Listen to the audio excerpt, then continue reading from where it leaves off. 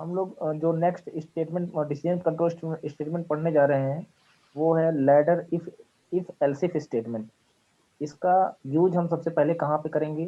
सबसे पहले हम वहीं पे करेंगे जहाँ पे हम लैडर इफ स्टेटमेंट का यूज कर रहे थे, वहीं पे हम लैडर इफ एल्स इफ का भी यूज कर सकते हैं। तो अब बात आती है कि दोनों के बीच में डिफरेंस क्या है। तो दोनों के बीच अगर हम डिफरेंस की बात करें तो एक बार मैं फिर से इस लैडर इफ स्टेटमेंट को रिकॉल करता हूँ। आपको पता है कि जब इस फर्स्ट इफ के अंदर दी गई कंडीशन अगर ट्रू हो रही थी तो ये वाला स्टेटमेंट एग्जीक्यूट कर रहा था। एक बार फिर से लिख लीजिए, जब फर्स्ट इफ की कंडीशन ट्रू हो रही थी तो ये जो स्टेटमेंट होता था ये स्टेटमेंट एग्जीक्यूट हो रहा था। और अगर अगले इफ पे भी कंट्रोल जा रहा था।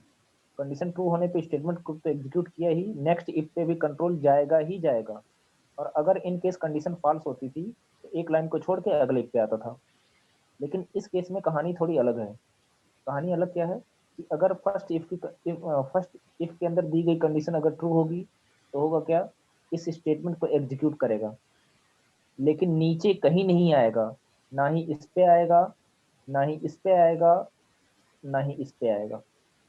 तो जब इन कंडीशंस पे कंट्रोल नहीं आएगा तो इन स्टेटमेंट्स का जो एलसी जितने भी कंडीशन दी गई हैं उनके नीचे जो स्टेटमेंट दिए गए हैं उन स्टेटमेंट को के एग्जीक्यूट होने का सवाल ही नहीं बनता।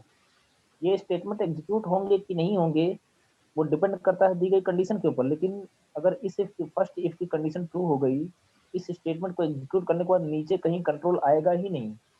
कहाँ पे? मैं सिर्फ इसकी बात कर रहा हूँ, यहाँ नहीं आएगा, ना ही यहाँ आएगा, ना ही यहाँ आएगा। इनको छोड़ देगा। जब इनको छोड़ते हुए जाएगा तो इनके अंदर जो स्टेटमेंट दी गई हैं वो ऑटोमेटिकली क्या हो जाएंगे, स्किप कर जाएंगी, वो स्टेटमेंट एग्जीक्यूट नहीं होंगे। ये बेसिक डिफरेंस होता है किसमें। जबकि लैटरिक में क्या होता था, कंडीशन ट्रू हो रही थी तो स्टेटमेंट को एग्जीक्यूट कर रहा था, अगले पे आ रहा था। लेकिन इस केस में ऐसा नहीं हो रहा है।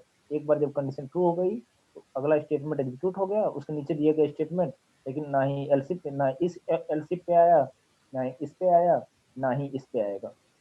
अब इस पे आएगा कब?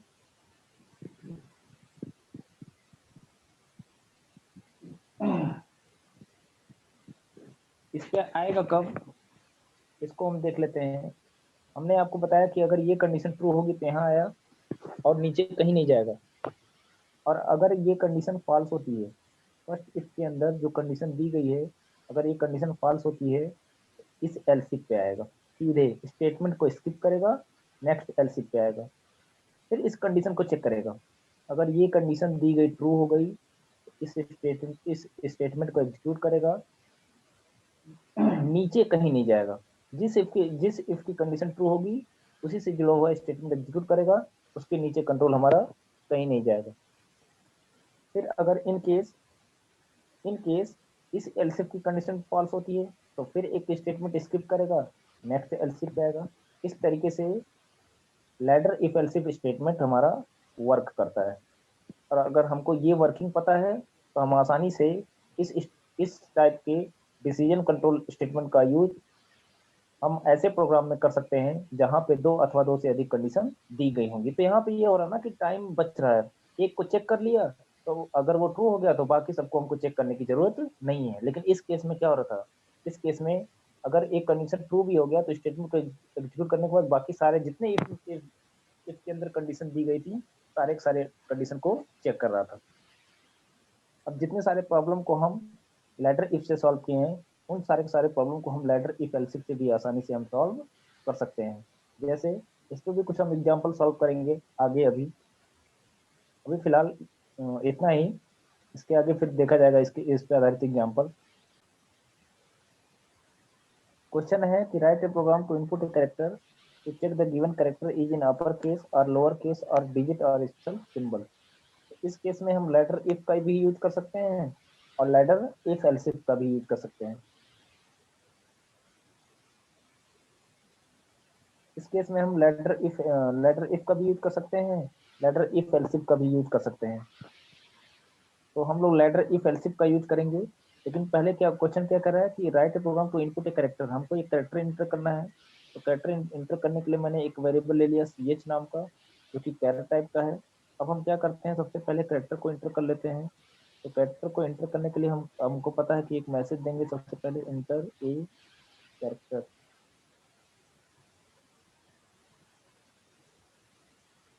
एंटर ए कैरेक्टर, और यहाँ पे मैंने ले लिया /n न्यू लाइन के लिए, या आप इंडियल का भी यूज कर सकते हैं, सी इन। और यहाँ पे मैंने ले लिया सी एच के अंदर कैरेक्टर को हम एंटर कर लेंगे। अब कंडीशन लगाएंगे। आपको पता है कि अपर केस के लिए, अपर केस की जो आस्की वैल्यू होती है C H is greater or equal to, मतलब अगर उस सी एच के अंदर जो करेक्टर स्टोर होगा, जो भी करेक्टर होगा, अगर उसकी आस्की वैल्यू बड़ी अथवा बराबर होगी, ग्रेटर अथवा इक्वल होगा किसके, 65 के, और सी एच की आस्की वैल्यू, सी एच के अंदर जो करेक्टर होगा उसकी आस्की वैल्यू छोटी अथवा बराबर होगी किसके, 90 के, तो वो निश्चित रूप से क्या होगा, वो करेक्टर हमारा होगा अपर केस में, करेक्टर होगा अपर केस में। और अगर उस कैरेक्टर की वैल्यू को प्रिंट कराना चाहते हैं तो इस तरीके से हम वैल्यू को भी प्रिंट करा सकते हैं। ये तो पहली कंडीशन हो गई। दूसरी कंडीशन भी दे सकते हैं लोअर केस के लिए, C H is greater or equal to 97 and C H is less or equal to 122। अगर सी एच के अंदर जो कैरेक्टर होगा उसकी आस्की वैल्यू बड़ी अथवा बराबर होगी 97 के, तो कंडीशन ट्रू होगी, और छोटी यानी लेस आर इक्वल होगा किसके, 122 के, तो निश्चित रूप से वो कैरेक्टर हमारा होगा लोअर केस में। और ये कंडीशन अगर ट्रू होगी तो क्या प्रिंट करेगा, लोअर केस। तो यहाँ पे हम सिंपली लिख देते हैं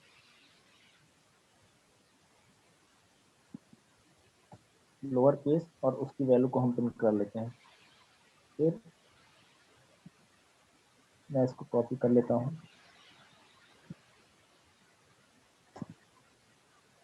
अगर सी एच के अंदर जो कैरेक्टर है अगर वो डिजिट होगा तो उसकी ASCII वैल्यू निश्चित रूप से बड़ी अथवा बराबर होगी 48 से, अथवा उसकी जो ASCII वैल्यू होगी तो निश्चित रूप से अगर 48 से बड़ी अथवा इक्वल बराबर है, और 57 से छोटी अथवा इक्वल है, तो निश्चित रूप से वो वो जो कैरेक्टर होगा, वो हमारा जो कैरेक्टर होगा वो डिजिट होगा, क्योंकि ये जो रेंज होता है ASCII वैल्यू का, ये डिजिट का होता है, तो हम डिजिट को भी प्रिंट करा सकते हैं। और लास्ट में फाइनली, अगर आपको नहीं पता स्पेशल सिंबल का रेंज, तो आप सिंपली सी आउट करके एल्स खाली लगा के, एल्सिफ जब एक कंडीशन बचे तो हमको एल्सिफ करने की जरूरत नहीं है, हम सिंपली एल्स कीवर्ड, क्योंकि एल्स में हमको कंडीशन देने की जरूरत नहीं पड़ती। लेकिन अगर एल्सिफ होगा तो हमको कंडीशन देना पड़ेगा, लेकिन एल्स के केस में हमको कंडीशन लिखने की कोई जरूरत नहीं है, हम सिंपली लिख सकते हैं क्या, स्पेशल सिंबल।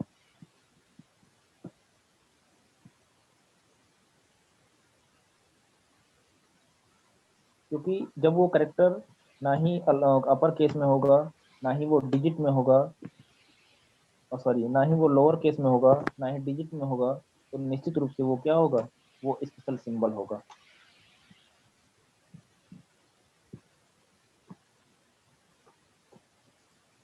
जैसे हम एक एग्जांपल आपको लेके बताते हैं। जैसे स्पेस, जो ब्लैंक स्पेस होता है उसकी ASCII वैल्यू 32 होती है। जो ब्लैंक स्पेस होता है, अगर हम सी एच के अंदर वैल्यू जो ले रहे हैं, वो अगर हमने स्पेस ले लिया इस तरीके से, अगर हमने सिंपली एक बार स्पेस की प्रेस कर दिया तो सी एच के अंदर स्पेस करेक्टर आ गया उस केस में। और स्पेस की ASCII वैल्यू आपको पता होनी चाहिए, स्पेस की ASCII वैल्यू होती है 32, स्पेस की ASCII वैल्यू होती है 32। अब 32 को रख के देखेंगे हम, तो पहले पहले क्या ये मैसेज प्रिंट किया कि इनसे हमने एक करेक्टर दिया, वो करेक्टर स्पेस था। अब उसकी वैल्यू को हम रख के चेक करते हैं, तो सी एच के अंदर जो करेक्टर है उसकी ASCII वैल्यू कितनी है, 32। स्पेस की ASCII वैल्यू होती है 32। अब इसमें देखेंगे 32 ना ही इस वाले इसमें 32 65 से बड़ा नहीं है। जब बड़ा नहीं है तो सीधे जब कंडीशन फॉल्स होगी तो सीधे नेक्स्ट एलसिफ पे आएगा। यहाँ पे देखेंगे तो जो 32 है वो 97 से भी बड़ा नहीं है, यहाँ पे भी कंडीशन फॉल्स होगी, तो फिर जंप करके सीधे नेक्स्ट एलसिफ पे आएगा। यहाँ पे देखिए 32 48 से भी बड़ा नहीं है, ये भी कंडीशन फॉल्स होगी, तो ऑटोमेटिकली सीधे आएगा एल्स पे, और एल्स में चूंकि कंडीशन दी ही नहीं गई है, तो जब कोई नहीं एग्जीक्यूट हुआ तो एल्स वाला पार्ट एग्जीक्यूट करेगा, प्रिंट करेगा स्पेशल सिंबल और स्पेस को प्रिंट करेगा। लेकिन ध्यान दीजिएगा, आपको स्पेस दिखेगा नहीं, क्योंकि स्पेस दिखता नहीं है। हाँ, कर्सर अगर ध्यान से देखेंगे बहुत बारीकी से, तो एक स्पेस आगे बढ़ जाएगा। इस तरीके से हम इस इस तरीके से हम जहाँ पे भी दो अथवा दो से अधिक कंडीशन दी गई होगी, हम वहाँ पे लैडर इफ अथवा लैडर इफ एल्स इफ का हम यूज करते हुए किसी भी प्रॉब्लम को आसानी से सॉल्व कर सकते हैं। That's it.